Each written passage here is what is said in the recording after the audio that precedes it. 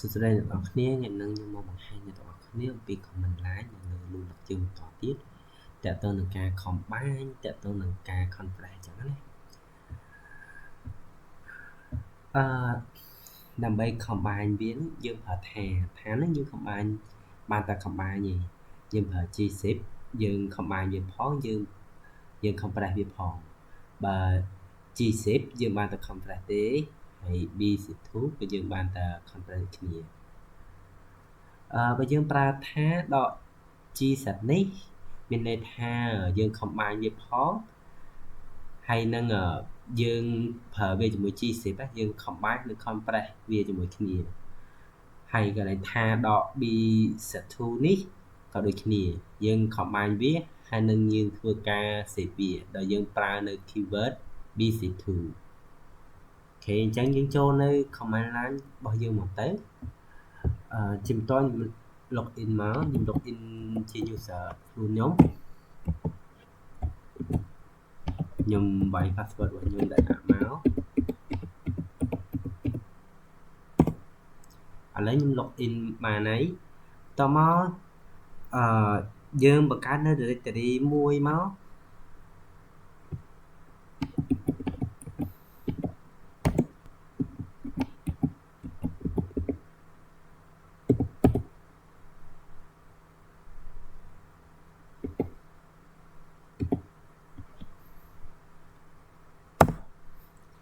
បន្ទាប់ពីយើងបង្កើតមកហើយយើងបង្កើតនៅយើង log ចូលទៅកាន់ contact របស់យើងចឹងណាគឺយើងប្រើ cd ដើម្បីចូលទៅកាន់ contact របស់យើងចឹងណា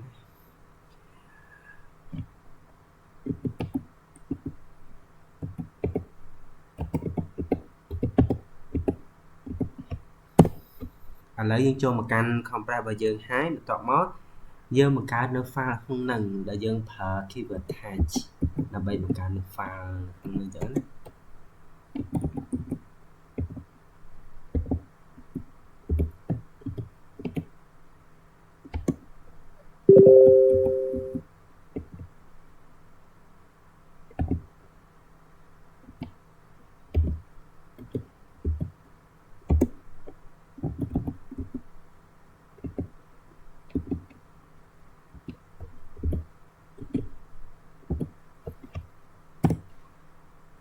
បន្ទាប់ពីយើងបង្កើត file របស់យើងហើយយើងបង្កើតនៅ directory មួយទៀត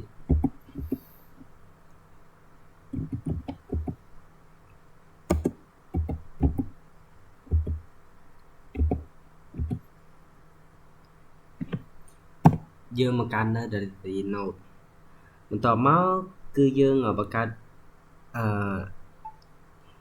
file នៅក្នុង directory node របស់យើងហ្នឹងចឹងណាគឺយើងប្រើ tag ដូចគ្នា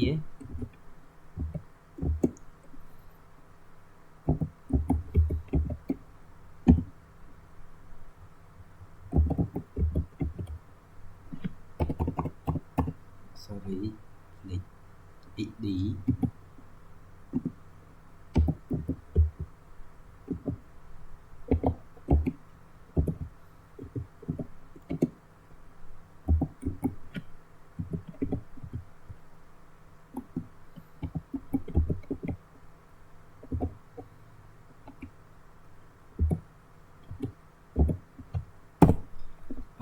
យើងបង្កើតហើយអញ្ចឹងយើងប្រើ ls ដើម្បី view មើលវាថាយើងបង្កើតមកវាមានអត់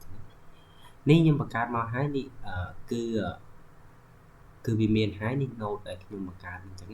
បន្ទាប់មកយើងធ្វើការយើងប្រើ keyword tab របស់យើងទៅ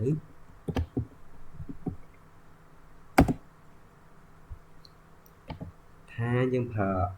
option vcf cvf ដោយ c នេះគឺ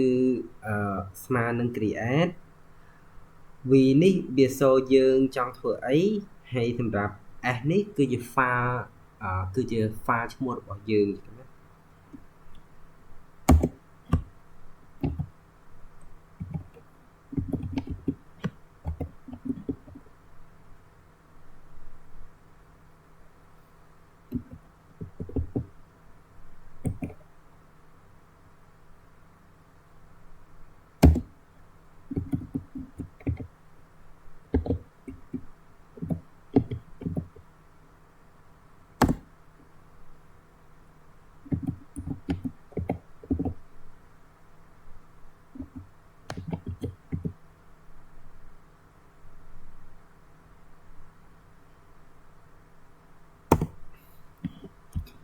khế dương bạc cát hai phà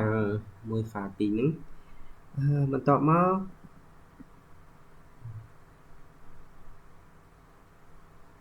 sorry khi bạc cát hai mình bật tay nhưng click đặt nốt chẳng nè chẳng khi đã viên được thằng nốt máu nốt bao dương nhắn nè ok chẳng việc dạy ha bao dương pi đã bạc cát mình những cứ viên được thằng nốt chẳng nè tọt mó dương thưa ca extract vía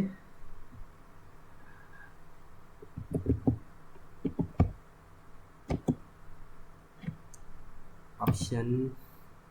x vf tại x nâng smart nâng extract v nâng view hay nâng a nâng smart nâng file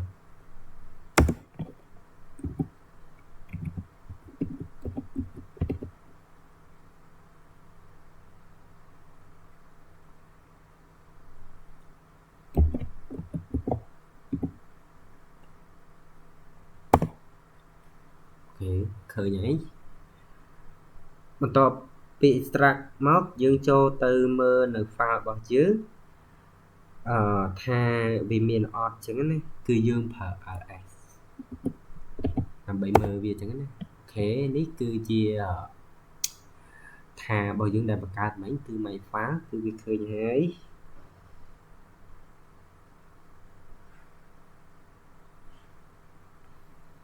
តមកយើងធ្វើការ compress ឬ extract ខ្ញុំប្រើ keyword ថា dot option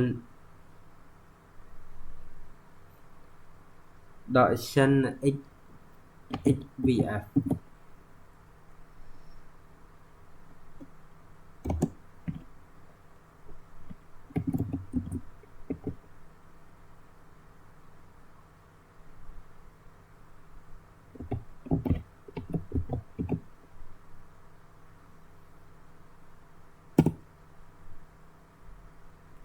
sorry ទីនេះគឺខ្ញុំច្រឡំថែម s មួយទៀតក៏ពិតវាអត់មានអីទេជាងយើងប្រើ command line ស្អីមកឆា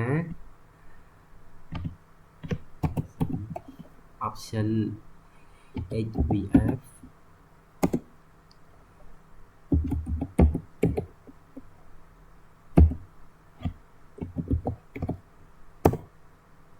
នេះគឺ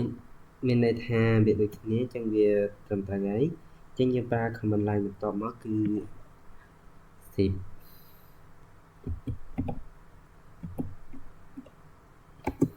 option all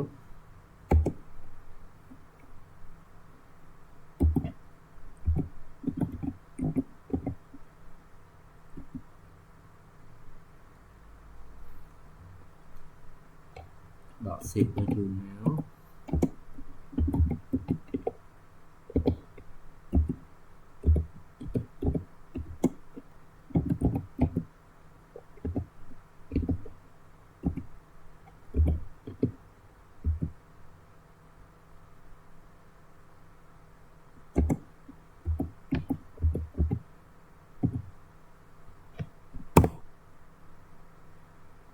នេះជាក់ថាយើងសិបវាហើយអញ្ចឹងតមកយើងធ្វើការ unzip វាវិញមកយើងប្រើ unzip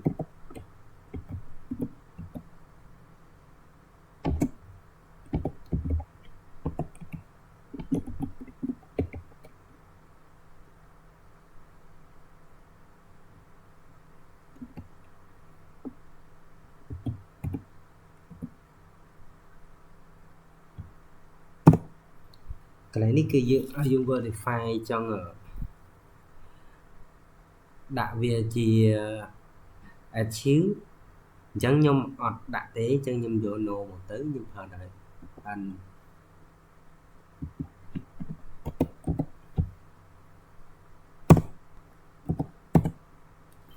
អូខេបន្ទាប់មកយើងធ្វើការនៅ command line g10 ម្ដង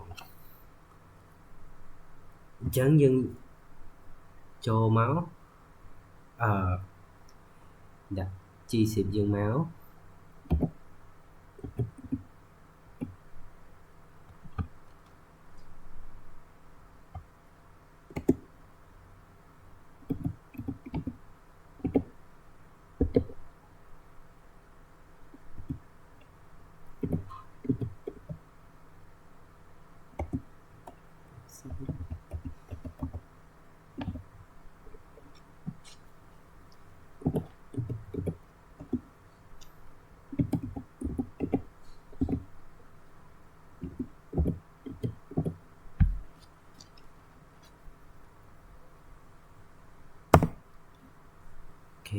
G12 ấyបន្ទាប់មកយើងប្រើ AS ដើម្បីមើលវាចឹងណានេះគឺ file របស់យើងគឺយើងប្រើដោយ G10 ចឹងណាគឺវាបានហើយបន្ទាប់មកខ្ញុំប្រើបន្ទាប់មកគឺខ្ញុំចង់អាន G10 នៅហ្នឹងវិញអាន G10 នៅ file 2មកវិញចឹងណាចឹងខ្ញុំប្រើ GN10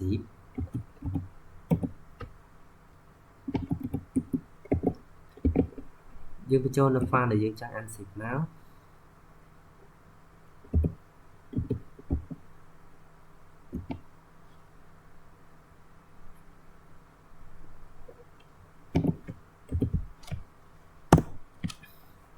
ខេចង់ថាវាបានយើងប្រើ S ដើម្បីមើលអូខេនេះ file 2 update យើងនេះគឺបានមកធម្មតាវិញហើយបន្តមកគឺខ្ញុំប្រើ BC2 ម្ដង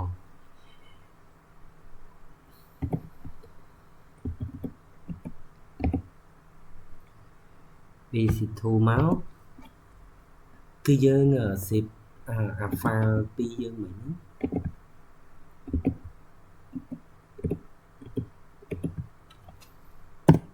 ថាមកយើងចង់ថាយើងប្រើ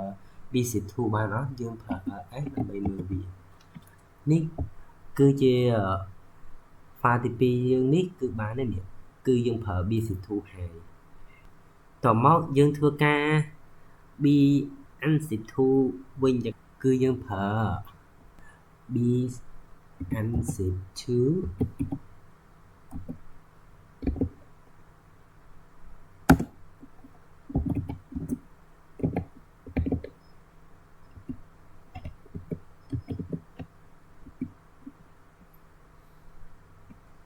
យើងដាក់ឈ្មោះវាខុសមក BC2 មក enter មកយើងចុចហ្នឹងយើងប្រើថាយើងអាន 10 វាបានអូខេឥឡូវខ្ញុំអាន 10 វាបានហើយនេះ file ទី2របស់យើងគឺយើងអាន 10 ហើយអី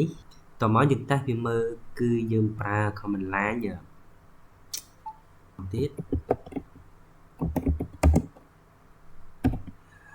យើងប្រើនៅ option CZVS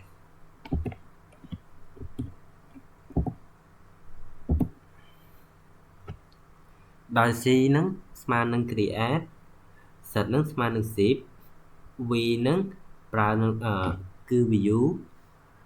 S ហ្នឹងស្មើនឹង file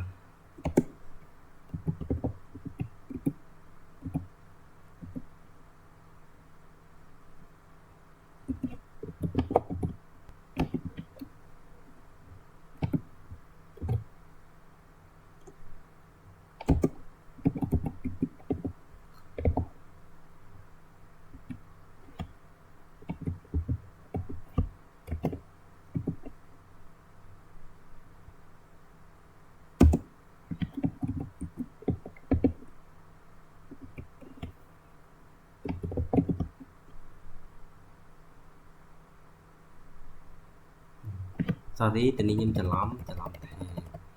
យើងឯនេះជាតិចទេ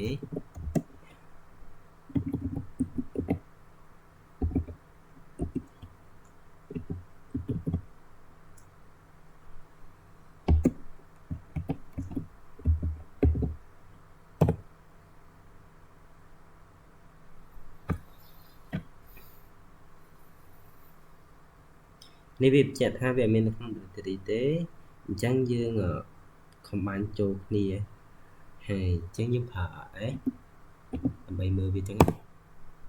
អូខេនេះជាឯនេះជើងដែលឯនេះមិញហ្នឹងប្រើតែយើង combine វាចូលមិញហ្នឹងបន្តមកយើងធ្វើការ extract វាអញ្ចឹងណាយើងប្រើ keyword tag ដែរមកយើងប្រើ option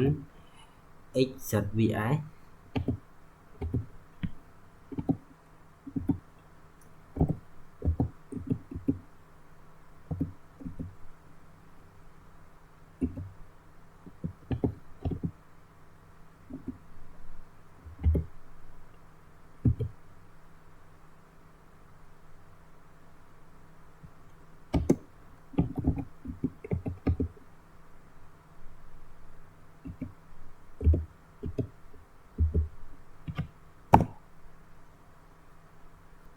នេះវាបញ្ជាក់ថាវា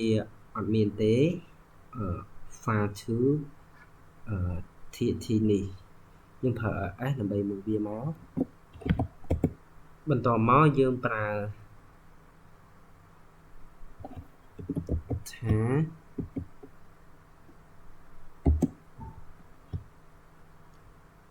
option c jvkf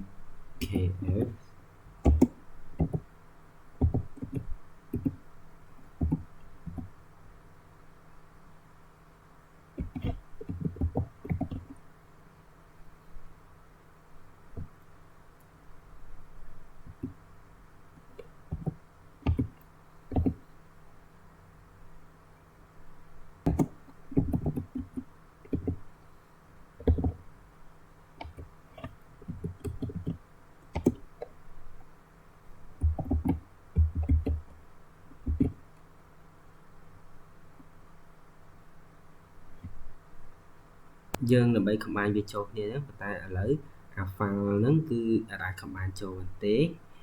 ដាក់បានតែ directory node ទេបន្តមកយើងធ្វើការ extract វាមើលទៅextract ថា file backup ថា .bc2 ហ្នឹងវាមានអត់ចឹងវាមាន node អត់ចឹងណាបើវាមាន node combine យើងហ្នឹងជោគជ័យហើយបើវាអត់មាន node ទេ combine យើងគឺ fail ចឹងណាចឹងយើងប្រើមក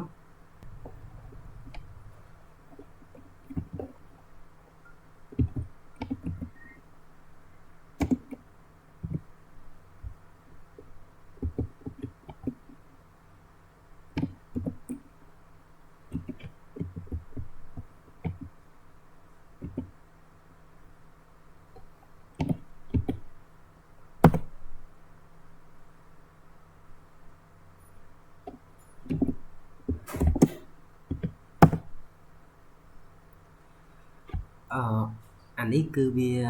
ចេញអញ្ចឹងមានន័យថាវាជោគជ័យហើយអញ្ចឹងការធ្វើវីដេអូរបស់ខ្ញុំគឺបានចប់ត្រឹមហ្នឹងសូមអរគុណដែលតាមដានអញ្ចឹងណា